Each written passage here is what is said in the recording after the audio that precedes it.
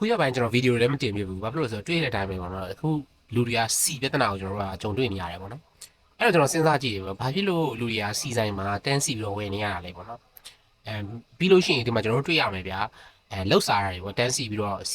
စီတန်းစီပြီးတော့ဝယ်တယ်ပြီးလို့ရှိရင်ပြန်ထုတ်ပြီးတော့ရောင်းတယ်ပေါ့အဲ့လိုပြဿနာရှိတယ်ဒါပေမဲ့အဲ့လိုပြဿနာတွေကဘာကြောင့်ဖြစ်ရလဲမနေ့တော့ကျွန်တော်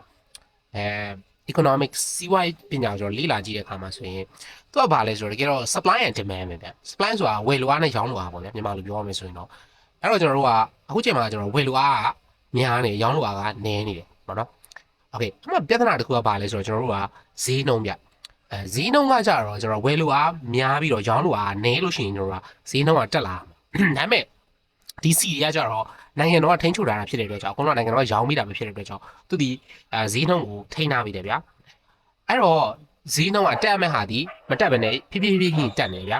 အဲ့ဒါအကြောင်းမို့သူတို့ကအဲ့လိုမျိုးတိုးပြီးတော့ဝယ်နေရတာဗျာကျွန်တော်ရဲ့အမြင်ကတော့ဗောနော်တကယ်လို့ဒါကျွန်တော်တို့ဒါကျွန်တော်ရဲ့အမြင်ဗောနော်ဒီမှာစိုးကျိုးလက်ရှိသူကောင်းကျိုးလက်ရှိကျွန်တော်တို့ကဒီနိုင်ငံတော်ကနေပြီးတော့ဈေးကို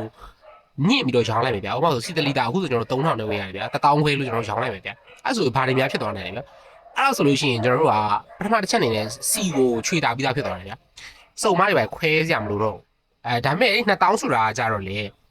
ကျွန်တော်တို့ဝယ်လိုအားတွေညော့နေပါတဲ့ခါကျကျွန်တော်တို့ဈေးပြန်ချပြီဗျာအဲ့ခါကျလို့ရှိရင်လူတွေကကျတော့စီဈေးတက်တယ်ဆိုတော့တို့ကနည်းနည်းပဲသွားလာမှုတွေနည်းနည်းပဲလှုပ်ကြလိမ့်မယ်ဗျာโอเคပြီးလို့ရှိရင်ဘာကို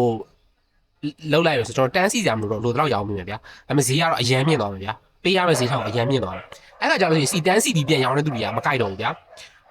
ဘာဖြစ်လို့လဲဆိုတော့ကျွန်တော်တို့ကတကယ်လို့သူတို့ကဝယ်တဲ့သူကနည်းသွားတယ်ဆိုတာနဲ့เนาะကျွန်တော်ဝယ်တဲ့သူနည်းသွားတယ်ဆိုတာနဲ့ကျွန်တော်တို့ကပြန်ပြီးတော့ဈေးကိုပြန်ချပေးမယ်ဗျာ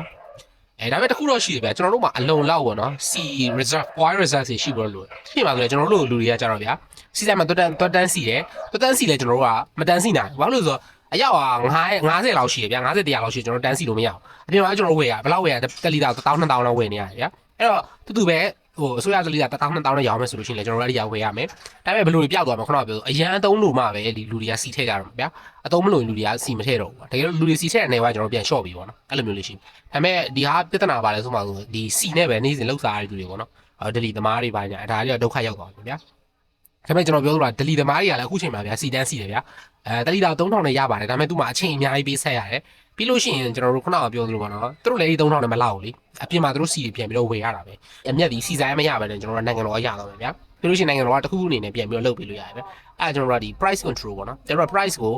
မြင့်လာလိုက်ရင်ကျွန်တော်တို့ကကောင်းကျိုးတွေလည်းရနိုင်တယ်လို့ခုနကပြောတယ်ကျွန်တော်ဆိုးကျိုးတွေလည်းရှိတယ်ပေါ့နော်ဒါပေမဲ့တစ်ခုကကြတော့ဒီအကျိုးမြတ်ကပို့ပြီးတော့များလို့ကျွန်တော်ထင်တယ်ဘယ်လိုမြင်လဲပေါ့နော်အောက်မှာမက်